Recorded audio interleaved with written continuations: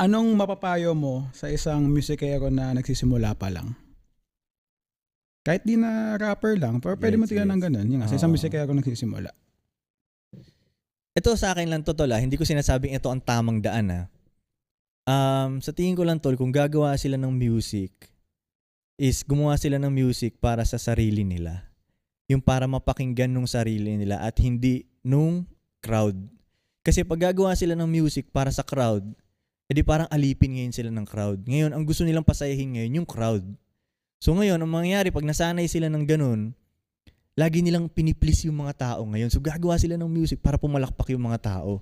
Edi alipin ka ngayon ng crowd. Kumbaga, yun, yung para sa akin, nung una akong gumagawa ng music, gusto ko lang may mapakinggan ako na gusto kong pakinggan ng sarili. Kumbaga soundtrack ko, sarili kong soundtrack ba? Kumbaga sarili kang fan ng sarili mo. Oo, Parang ganun. Kasi nahirapan ako maghanap ng local artist na gusto ko